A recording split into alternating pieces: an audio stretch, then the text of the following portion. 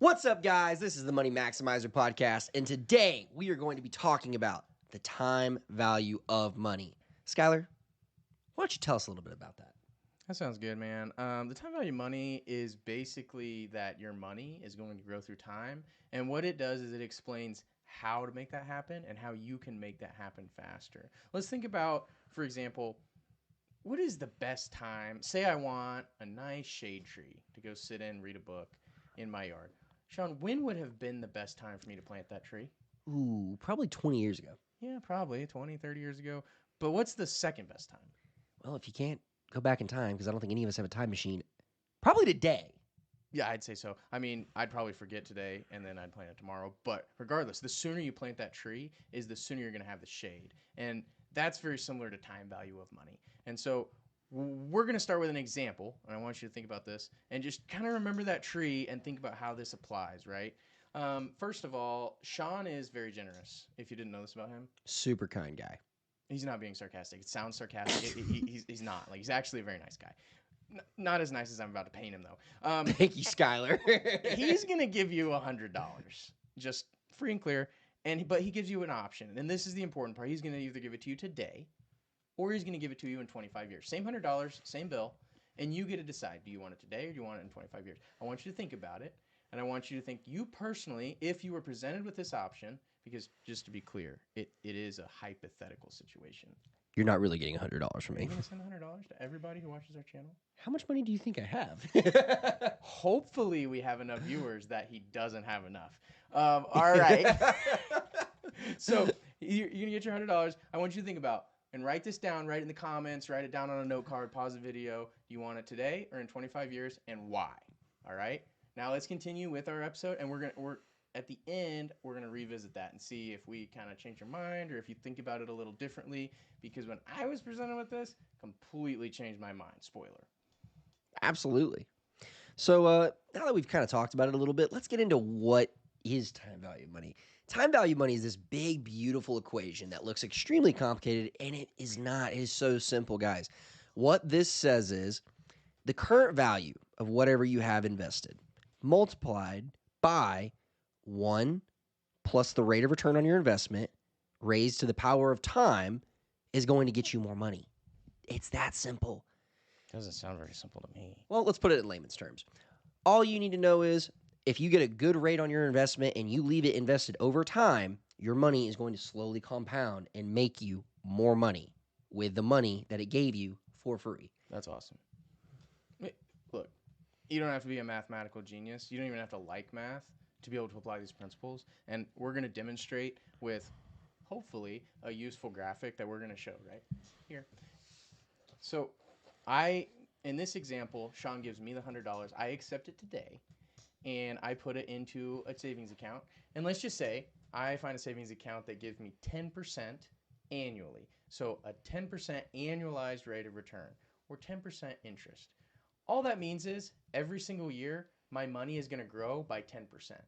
10% of what? Well, in the first year, 10% of 100. So I have my $100. After 1 year, it's still sitting there, and it made me an additional 10% or $10. So I have $110. That's awesome. So what's cool is in year 2, that $100 is still sitting there, but it made me another $10. But on top of that, the $10 that I made in year 1 is going to make me another 10% or another dollar. So it's still sitting there in the account. It doesn't go away, and it makes me another dollar. So therefore, in year 2, I have $121. What I think is cool about this is you think about it. In year 1, you made $10. In year 2, you made $11. It doesn't seem like a lot, but the amount of growth is going to increase every single year to where every year you're making more and more money. And Skylar, just remind the folks, how much money did you put into this account? $100. Oh, so the $21 came to you for doing nothing? Dude, you were sleeping the whole time. Isn't that sweet?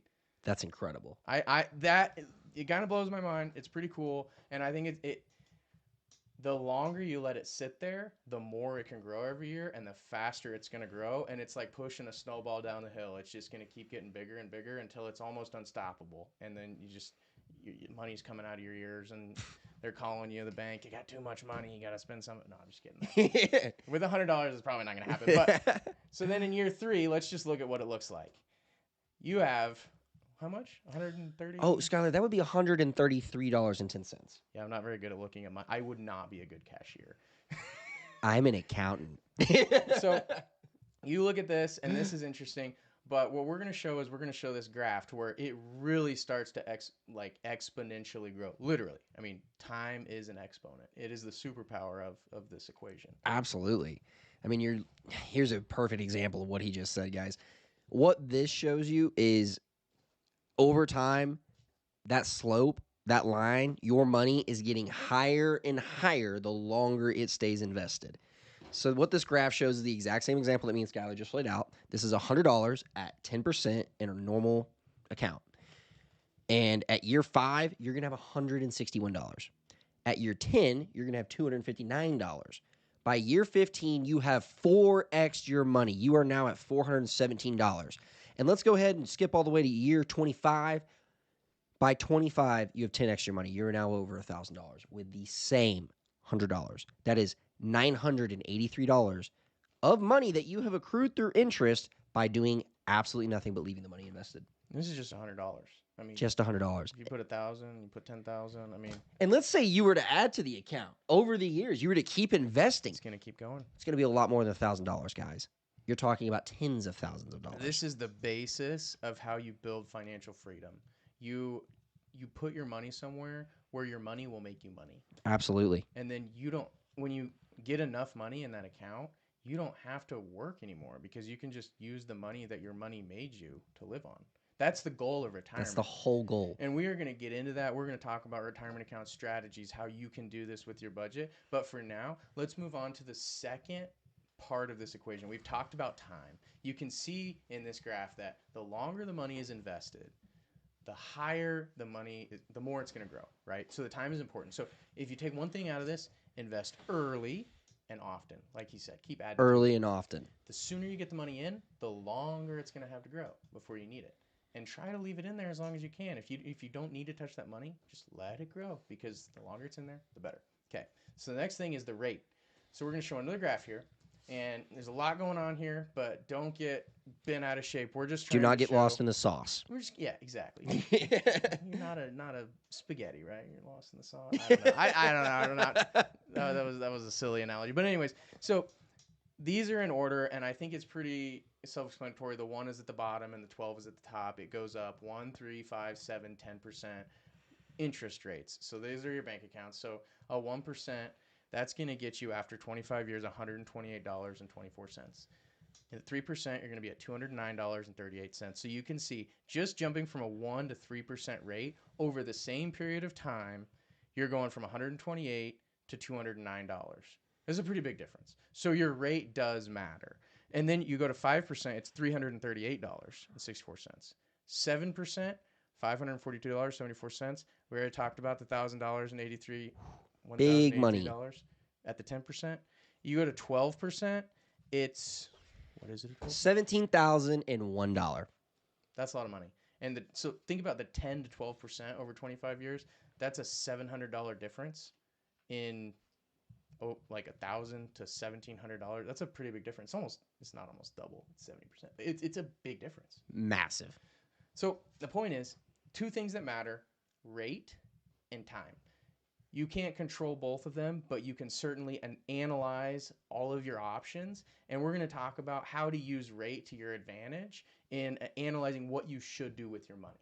Because as I think is important to remember, this is if you are earning the interest, but I'm going to butcher this quote. Albert Einstein.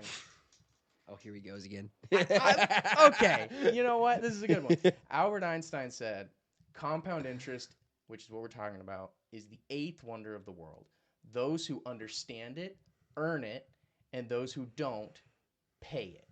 So what that means is, this is an example of earning it, but if you're on the other side where you borrowed the money and you're paying interest, that's an example of when you're paying it. So you are giving someone else interest while you're paying off your loans. It can either work for you or against you. This is a great example of it working for you. Like he said, when you're in debt, this is working against you, which is why we always encourage you to budget, Hopefully you find solutions to manage that or get out of it, and then you're looking for that little bit of surplus, because that little bit of surplus can become this big, beautiful investment for tomorrow, like this graph shows. That's exactly right. And we want everybody to be able to put their money in and let it grow. And we're going to talk about strategies of how to do that. We're going to talk about how to think about the best time to get out of debt, the best time to start investing, when in that strategy you should do that, how you can think about it. But it all comes back to these simple concepts that we talked about in this episode: the rate and then how much time. Because that is ultimately going to determine how much money you make or how much money you pay with compound interest. Absolutely. And we talked about this. So, Skylar, if I just put my money under a mattress and let's say I don't invest it and I want to go buy the exact same amount of ice cream that I can today, what's going to happen to me? We're back to the ice cream. Always back to the ice cream. I remember when ice cream at McDonald's, and I think we talked about in the budgeting episode, it was 50 cents for an ice cream cone. Today, you cannot buy an ice cream cone at McDonald's. If you can, let me know because I will go to that McDonald's. But it's $1. And so what that basically means is my 50 cents cannot buy me as many ice cream cones today as it could, when I was 10. Wait, hang on, Skylar. So you're telling me that if I put the money under my mattress, I can't buy as much ice cream? Let's just imagine that an ice cream cone is $1 today. You put $100 in your mattress. You are probably not going to be able to buy 100 ice cream cones in 10 years. Because just like it went from 50 cents to $1, it could go from $1 to $1.50 in that period of time. But why? Because of inflation. That's right, inflation. Inflation is this ugly, big, stupid monster that we all hate that is about 2 to 3% a year. Easy. And it grows upon itself. So we don't hate it. Speak for yourself. But what it does is it gives you a baseline of what we want you to clear in your investments. 2 to 3% is the minimum you should be expecting for a good investment. Obviously, in these examples, we've shown 10, 12%, 7%. All are well above those 2 to 3%. So what that means is you're beating inflation. You're beating inflation. So not only you can buy the exact same amount of ice cream, but buy more. You can buy more. Here's the deal. It's really as simple as how many ice cream cones do I want to be able to buy? If I want to be able to buy the same or more, I just have to beat inflation. So I have to put my money somewhere where it's going to grow at least 2 to 3% so that I can buy the same or more amount of ice cream cones. And obviously, ice cream cones is a metaphor. It could be any type of thing, but we love ice cream. We love ice cream. Well, that's what we got for you guys today. Let us know what you guys thought. Like, share, subscribe, comment, and go ahead and tell us exactly what you would do with the $100 today. We'd like to know. And let us know if you changed your mind over the course of the episodes, whether you would take Sean's money now or in 25 years. There is a correct answer. But until next time, guys, we'll see you in the comment section.